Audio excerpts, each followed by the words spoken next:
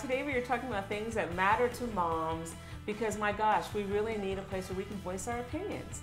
And I'm hanging out with a few friends of mine, Cynthia, Michelle, and Noemi, and all season long, we'll be talking about some hot subject matters. To start it off, right? Do you guys spank your kids? Well, Noemi, you're our mom-to-be, right? I'm the mom-to-be. Okay, so... But I have lots of views on it. I know you do. I mean, what do you think? I mean, for instance, you're in the grocery store, your kid says, F you, Mom. What do you do? Right. You spank? Is that okay for someone to spank their kids after that? I don't think so. Not after that. Not after that. No, I don't think. Is it ever acceptable to spank your child? I think there are times that your kid gets really up in your face. I mean, there's spanking and there's abuse, Exactly. and that's two different things. To spank is not really abuse. I mean, abuse is one thing. But sometimes kids, you know, they get right up to you. I had that with my daughter once. She got right up to me, and she was really fresh, and you know, so you get very frustrated. And I gave her a little slap. It's kind of like you hold your hand there. I mean, what do you do? What's the line between spanking in an appropriate way and abuse?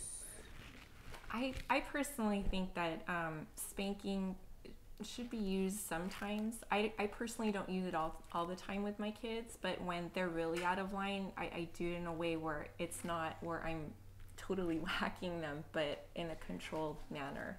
I usually take other approaches first, where I would maybe have them stand up, face the corner of the wall, stand there for like 5 minutes. But if they're still misbehaving after that, or they're doing something really out of line, then at that time I might spank them, but not with like full forced aggression. So maybe what you're saying is that if you're standing in a Walmart and you do it in anger and you don't have control when you do it, you're modeling a certain behavior that you have no control, and you're doing it because you're out of control, as opposed to this is just sort of an effective way that I discipline calmly. Well, first of all, if we were in a setting such as a Walmart and my kid did something really out of line, I remove my kid from the situation. Yeah, I basically bring them in the corner, I remove them outside and explain to them that's not appropriate behavior for here. Lord have mercy. I'm sorry, but let's just be real. It's hard, okay? First of all, you're just happy that you even made it to the grocery store. You're happy that you're in there making a purchase. So the fact that you need to get dinner on the table, it's already 6:30 at night, and you're in a grocery store, you're exhausted. And most people lose their frame of patience by that point. And if your kid is like knocking down all the cereal boxes and doing all that stuff, I'm not saying it's acceptable to spank them at all in public, because I think that it is very demeaning.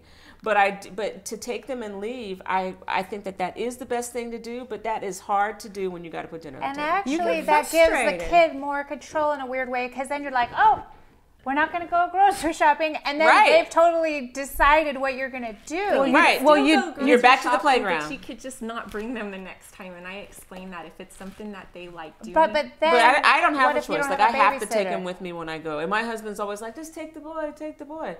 And I'm like, are you kidding? I mean, I'm so much quicker without my son in the grocery store. Sure. My son, you have to set boundaries. Yeah, but I mean, okay, I have a 2.5-year-old.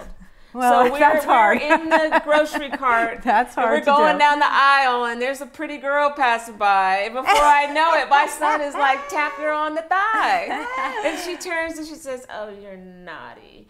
You know, what does that mean? I mean, my son's like slapping, like, okay. Oh, no. Well, he doesn't know any better, of course he though. Doesn't. He's so cute, and the girls don't mind it, really. But the point is like when the kids cross that line of what is acceptable in the store, you know, when they're throwing a tantrum in the middle of the store, you have to remove them. So what do you you need do? to remove them. I mean, But is that giving them the control that, you know, basically, okay, then we're not going to go to the party if you're going to throw the tantrum. So then you sit at home for 5 hours? No, but you need to remove them from the situation, and you have the timeout.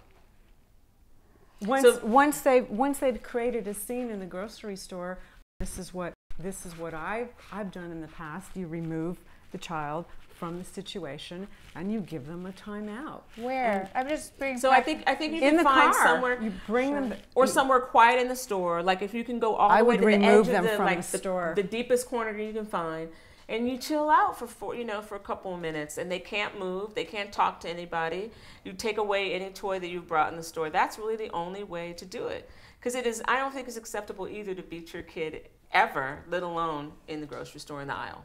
Well, there needs to be consequences. Yeah, consequences. There needs to be consequences for their behavior. And if there are no consequences for their behavior, whether or not they think they're in control, they're probably too young to understand that. Yeah. But they need to know what is acceptable Right, behavior and what is not acceptable behavior. So do you believe that you... But there was a lady who just received a felony.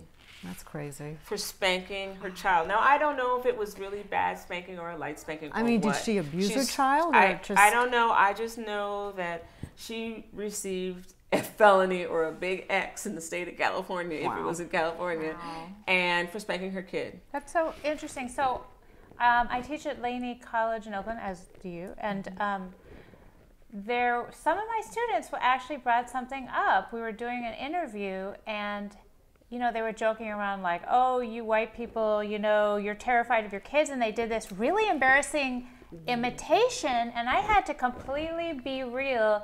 Wow. It's totally embarrassing that we are looked at like, oh, we're negotiating and we're trying, it's a total stereotype and generalization, but still, as a cultural thing that we've lost so much control in trying to avoid the spanking, that we're basically, letting them completely become monsters. And I'm wondering if there is legitimacy to just a good old-fashioned spanking. A lot of the kids were saying, my mom whooped me, and I basically never, ever again would throw those tantrums. Right. I think that there's the kids today, they know that they're not supposed to be spanked. And they know that their parents could get into trouble. Yeah. But in what neighborhood? Adolescents, they get out of hand, and you get sometimes so frustrated that you don't mean to spank them, but sometimes talk is just not. It's not. Right. Have we lost control of our punishment, though? Yes. The thing is timeout. Whether you're white or black or whatever, timeout does work. The thing is that it's a certain kind of timeout. It's like, come over here, I'm going to put you in the corner, and you're going to stand here until I tell you it is all right to move.